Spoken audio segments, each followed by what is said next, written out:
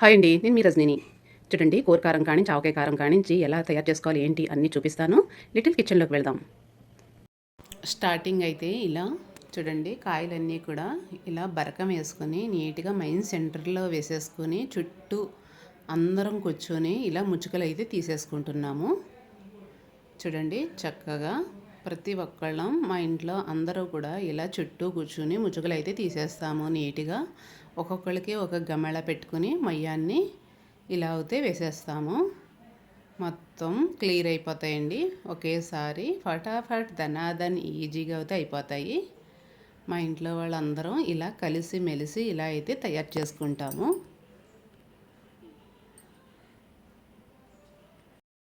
కూరకారం కాయలు అయితే అయిపోయినాయి.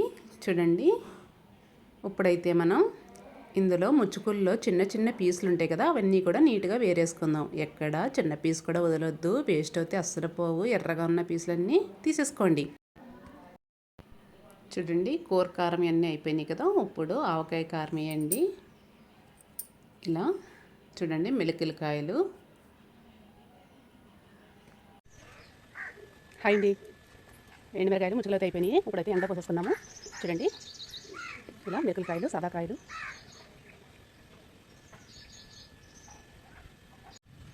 హాయ్ అండి, మీరు ఉన్నారా? నేను చాలా బాగున్నాను. ఈరోజు అయితే చూడండి, మిరగాయలు ముచ్చుకలన్నీ అయిపోయిన తర్వాత ఎండలు అయితే పోసేసుకుందాం.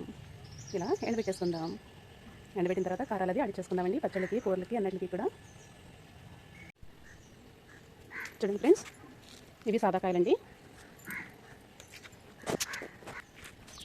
కారం అయితే ఉంటుంది. ఈ కారం ఉంటాయండి కొంచెం.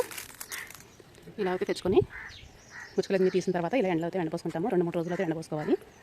చూడండి, ఇవైతే మిరపకాయలు. ఇవి కమ్మగా ఉంటాయండి, ఆవకాయకి అది పనిచేస్తాయి. కారం కూడా కలర్ఫుల్ బాగుంటుంది. ఇలా అయితే అన్నీ ఎండ పోసేసుకున్నాము.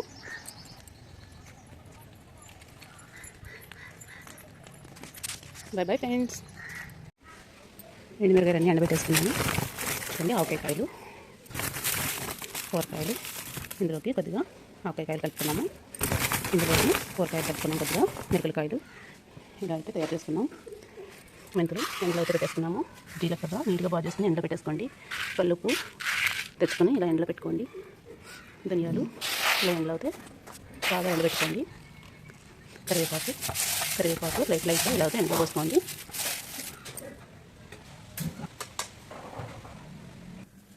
మూడు కేజీలు ఎండుమిరపకాయల్లోకి నేను ఒక తౌడు ధనియాలు అయితే తీసుకున్నాను. బాగా దూరగా వేయించుకోవాలి. ఈ కలర్ అయితే రావాలి. ఇలా స్ట్రే అయితే తీసుకుని ఇవన్నీ చల్లార్చుకోండి. మనం కూరకారం అయితే తయారు చేసుకుంటున్నాము. అరసాళ్ళు జీలకర్ర అయితే వేసుకొని బాగా వేయించుకోండి.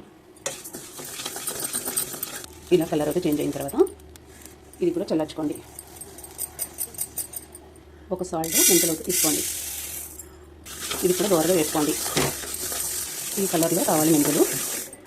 ఇవి కూడా చల్లార్చుకుందాం. ఒక తౌడు ఇలా లైట్గా ఎండబెట్టుకున్న కరివేపాకు.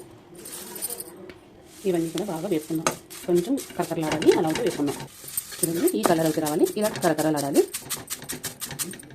ఈ కరివేపాకు కూడా చల్లార్చుకోండి. ఇలా ఒక సాల్ట్ పోటు తీసుకోండి. ఇది కూడా వేయించుకోండి బాగా. ఆల్రెడీ ఇవన్నీ ఎండబెట్టినా కూడా వేసుకోవాలి. కొంచెం పాటు నిలవ ఉండాలి కదా, అందుకని ఇలా వేయించుకోవాలి. ప్రతి ఒక్కటి కూడా ఇలా సౌండ్ వచ్చే వరకు వేసుకోండి.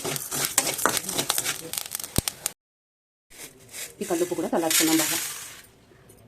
ఈ మసాలాలన్నీ కూడా బాగా కలుపుకోండి.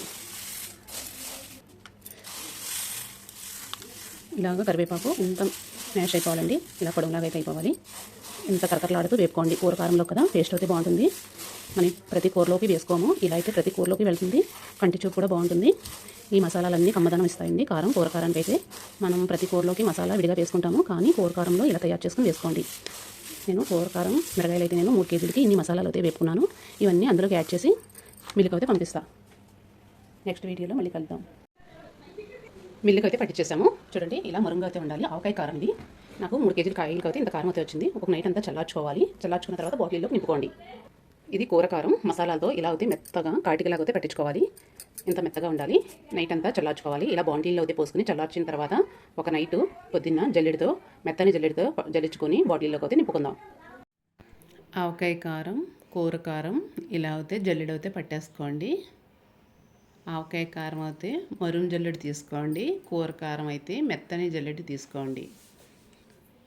ఇలా అయితే జల్లించుకొని ప్రతి బాటిల్లోకి ఒక తవతో అయితే కొలుసుకొని ఇలా అయితే ఫుల్ అయితే చేసేసుకోండి.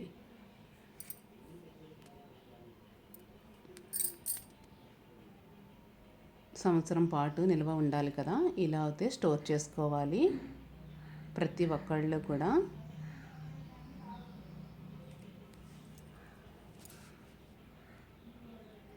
మీకు చేతులు మండుతాయి అనుకుంటే బ్లౌజ్లో అయితే వేసుకోండి.